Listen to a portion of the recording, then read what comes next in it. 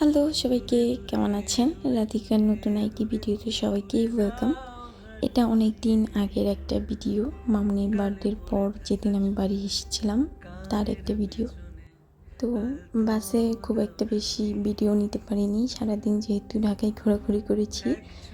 রাত্রের দিকে বাসে উঠেছিলাম, যেহেতু ঢাকা থেকে এখানে আসতে বেশিক্ষণ লাগে না, প্রায় 1.5 ঘন্টার মতো লাগে। তো বাসে আস্তে আস্তে সে ঘুমিয়ে যাচ্ছিল, আমি ছোট ছোট ভিডিও ক্লিপ নিয়েছি, আমি ঘুমিয়েছিলাম। তারপর পদ্মা পার হয়ে আমার খিদে পেয়েছিল, যার কারণে আমি 2টা ডিম খেয়েছি। এই ছোট্ট ভাইটা ডিম বিক্রি করছিল, ওকে দেখে খুবই মায়া লাগছিল, এত ছোট, তারপরও ফ্যামিলির জন্য নাকি ডিম বিক্রি করতেছে। যাই হোক, তারপরে দিন বাড়িতে এসে রাত্রে খুব তাড়াতাড়ি ঘুমিয়ে পড়েছিলাম।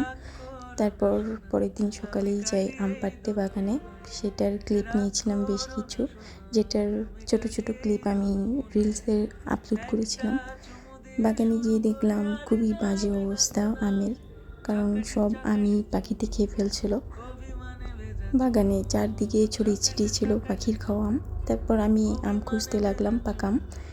যাও একটা পেয়েছিলাম, ভেবেছিলাম এটা পাকা আম হয়তো, বাট আমার কপালটাই খারাপ। এই আষাঢ় মাসের দিনে আমাদের আম কিনে খেতে হচ্ছে না, কারণ আমাদের বাগানে যে কয়েকটা গাছ আছে সবগুলোই আম্রপালি গাছ, যার কারণে কিনে খাওয়া হয় না। অনেক আম আমাদেরই পচে যাচ্ছে, নষ্ট হয়ে যাচ্ছে খাওয়ার অভাবে। যার যার লাগবে অবশ্যই কমেন্ট করে জানাবে, আমি পাঠিয়ে দেবো তাদের ঠিকানায়। এখনও অনেক আম আছে বাগানে। যাই হোক, তারপর আমি আম কুড়োচ্ছিলাম, বেছে বেছে পাকা আমগুলো খুঁজছিলাম যে বাগানে কোথায় ছড়িয়ে ছিটিয়ে আছে। একদম গাছ পাকা বেশ কিছু আম পেয়েছি। তারপর বাবা এদিকে গাছে উঠেছিল, আর আমি আর সে নিচ থেকে আম কুড়োচ্ছিলাম। তার মাঝে মাঝে ছোটো ছোটো একটু ক্লিপ নিয়েছিলাম যেন তোমাদের সাথে শেয়ার করতে পারি। সেদিন প্রায় 1 বস্তার মতো আম পেড়েছিল গাছ থেকে। সেই আমগুলো এখনও আছে, যেগুলো খাওয়া হয়নি। তারপরে আরও দিন আম পাড়া হয়েছিল, সেদিনের আমও অনেক জমে গেছে, বেশ অনেকগুলো আম নষ্ট হয়ে গেছে, যার কারণে খুবই কষ্ট লাগছে যে আসলে এত আম থাকতেও খাওয়ার লোকজন নেই আমাদের বাড়িতে।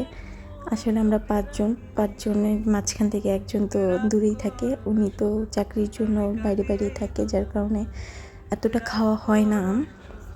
তারপর আমরা আম পাড়া শেষে একটু বাগান ঘুরতে যাই, তার সাথে কলা বাগান দিয়ে একটু হেঁটে আসি। সে এখানে খালি গায়েই চলে এসেছিল, আমি তাকে ভিডিও ক্লিপে নিচ্ছিলাম, সে বারবার বলছিল আমি খালি গায়ে কেন আমাকে নিচ্ছ। তারপর যাই হোক, তাকে স্কিপ করে আমি নিজে নিজে ভিডিও করছিলাম, আর আমি এখানে মজা করে বলছিলাম দেখো আমি কলার সাথে সেলফি নিচ্ছি।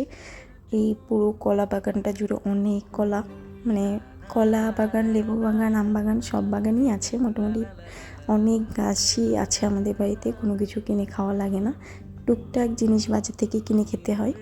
পুকুরে মাছও আছে আমাদের, অনেক মাছ। তারপর বাড়ি এসে প্রত্যেকটা আম ধুয়ে তারপর সেগুলোকে ঘরে রেখে পরে আসি যে এখানে পিচফল পাড়তে, পিচফল খাচ্ছিলাম বসে বসে। তারপর মা বলল যে তোমার বাবা মুরগি এনেছে, মুরগিগুলো তুমি কেটে দাও। আমাদের বাড়িতে কেউ মুরগি কাটতে পারে না, উনি তো একদমই না। তারপর আমি সাহস করে মুরগি কাটতে যাই, এখানে আমি মুরগি কাটছিলাম, সে আমাকে ভিডিও ক্লিপ নিয়ে দিচ্ছিল। তারপরের দিন যখন আমি বাগানে যাই তখন আরেকটা জিনিস দেখতে পাই যেটা আমি কখনো দেখিনি। এটা হচ্ছে খুদে জাম, আমি এই ফার্স্ট টাইম দেখলাম। তোমাদের মধ্যে কারা কারা এইটার সম্পর্কে অবগত অবশ্যই একটি কমেন্ট করে জানাবে। এটার টেস্ট নর্মাল জামের মতোই, বাট এটার সাইজটা একদম ছোট ছোট মিনি, খুদে জাম বলে। আমি দেখেই সাথে সাথে বেশ কিছু কুড়িয়ে এনেছি, যদিও পরে এগুলো আমি খাইনি, 2-1টা খেয়ে সব ফেলে দিয়েছিলাম। আর এখানে হচ্ছে প্রচুর মাছকে আমি দুপুরবেলা কিছু ডাল পচে গিয়েছিল, বুটের ডাল, সেই ডালগুলো দিতে গিয়েছিলাম। এখানে আমি মাছের সাথে বসে বসে অনেকক্ষণ গল্প করেছি। দেন বিকেলে বৃষ্টি নামে, সেটারও একটু ক্লিপ নিই। টাটা, কেমন লাগলো জানি।